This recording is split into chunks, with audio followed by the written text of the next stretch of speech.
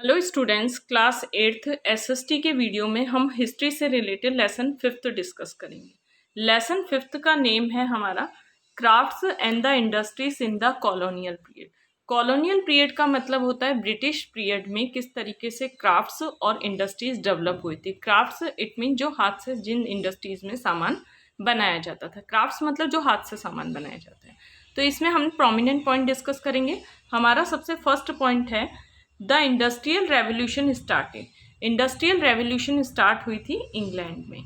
और industrial revolution का means होता है मशीन मेड गुड्स एलिमिनेटेड। इसमें मशीन मेड गुड्स को फॉर्म किया गया था, मशीन मेड गुड्स आ गए थे और एलिमिनेट हो गए थे हैंडमेड गुड्स। इट मीन्स हाथ से बने हुए सामान की जगह मशीन से बने हुए सामान की प्रेफरेंस दी जाने लगी थी।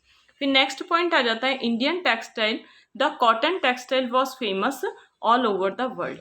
जो इंडस्ट्रियल रेवोल्यूशन इंग्लैंड में स्टार्ट हुई थी 19th सेंचुरी में, तो इंडिया में सबसे पहले इफेक्टिव फॉर्म था जो इंडस्ट्रियल रेवोल्यूशन का, वो था कॉटन टेक्सटाइल।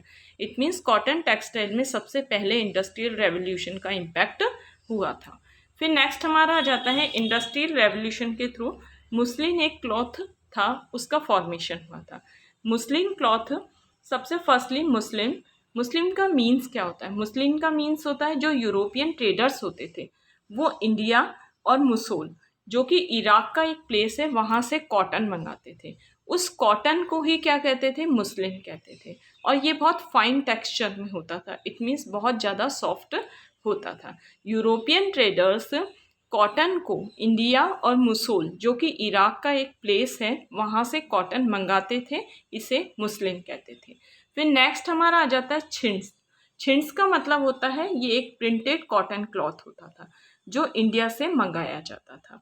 अब है छिंड्स का सबसे पहले कौन से वर्ड से निकला है? The word chintz is derived from the word chintz is derived from the Hindi word छिंड।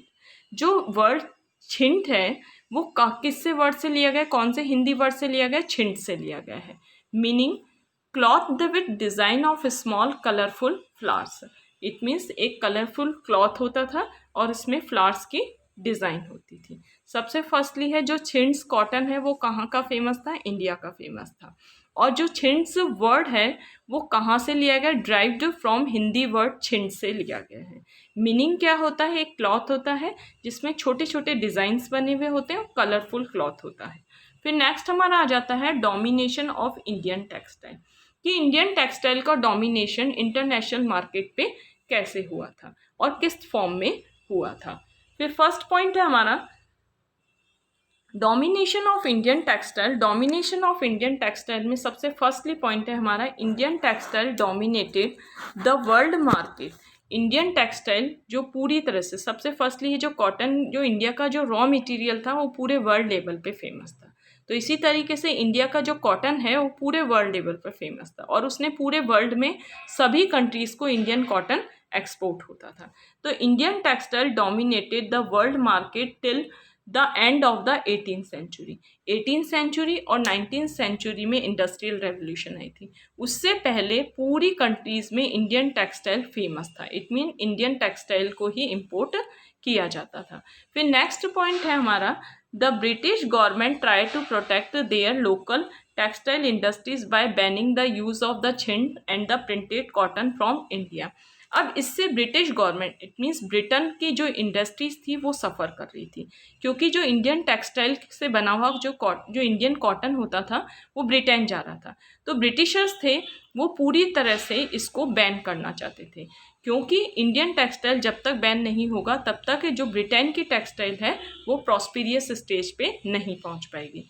It means कहने का कंक्लूजन ये है कि इंडियन जो कपड़ा जब इंटरनेशनल लेवल पे पूरे मार्केट में जा रहा था तो इससे ब्रिटिश इंडस्ट्रीज सफ़र कर रही थी और ब्रिटिश इंडस्ट्रीज़ को सफ़र होने से बचाने के लिए ब्रिटिश गवर्नमेंट ने जो इंडियन टेक्सटाइल में बनता था कॉटन उस पर बैन कर दिया, जो लगातार कहाँ आ रहा था?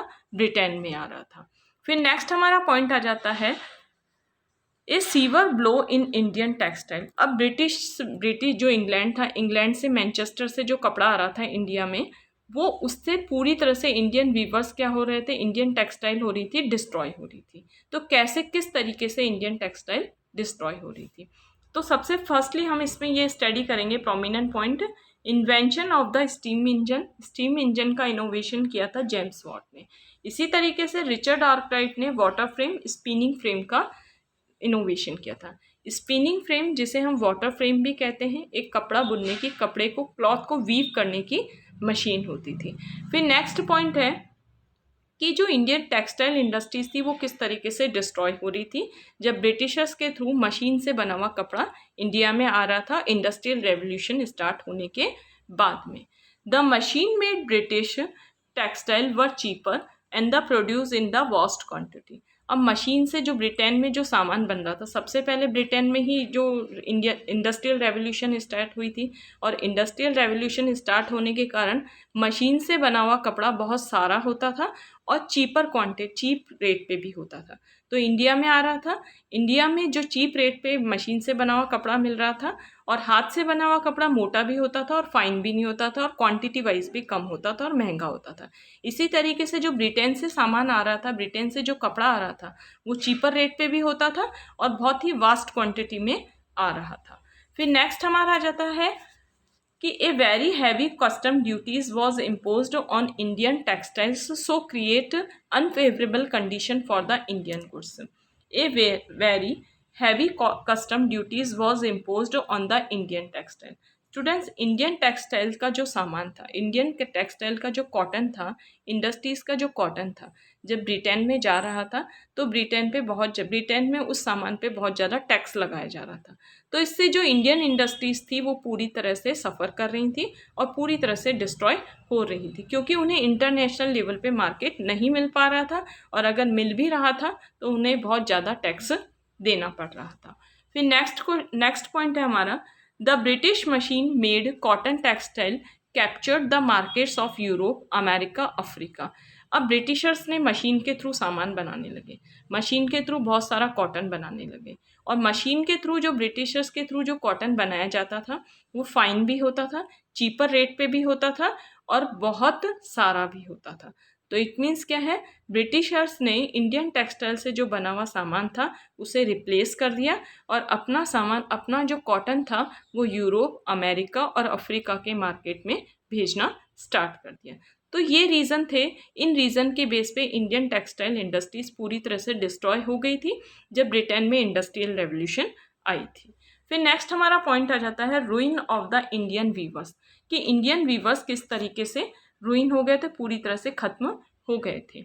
सबसे पहले है by the middle of the 19th century के मिडिल में machine made cotton cloth of Britain से जो कॉटन के क्लॉथ बन रहे थे और मशीन के थ्रू बन रहे थे, कैप्चर्ड इंडियन मार्केट्स में लगातार आ रहे थे। इससे क्या हो रहा था, Indians weavers and the spinners lost their livelihood and the were रूइन।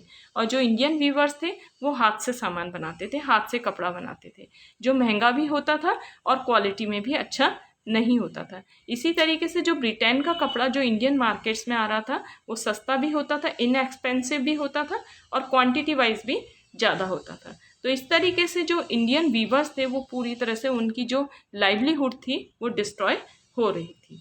फिर नेक्स्ट पॉइंट आ जाता है हमारा क्राफ्ट्समैन का मतलब होता है, वीवर्स का मतलब होता है कपड़ा बुनने वाला, और क्राफ्ट्समैन का मतलब होता है जो हाथ से सामान बनाते हैं।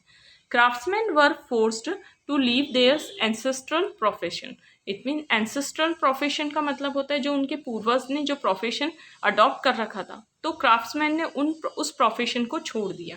And many became agriculture labour, और बहुत सारे एग्रीकल्चर करने लगे। इट मीन्स दूसरे एग्रीकल्चर लेबर का मतलब होता है जो मनी लैंडर्स होते हैं, लैंड ओनर्स थे, उनके यहाँ पे एग्रीकल्चर बेस पे लेबर बनने लगे। फिर है सम माइग्रेटेड, और कुछ अपना ऑक्यूपेशन छोड़ के दूसरे ऑक्यूपेशन को अडॉप्ट करने लगे। तो स्टूडेंट, हमने अपने फर्स्ट वीडियो में क्लास 8th SST से रिलेटेड, हिस्ट्री से रिलेटेड लेसन 5th का फर्स्ट पार्ट स्टडी किया। हम अपने नेक्स्ट वीडियो में लेसन 5th का ही रेस्ट पार्ट स्टडी करेंगे।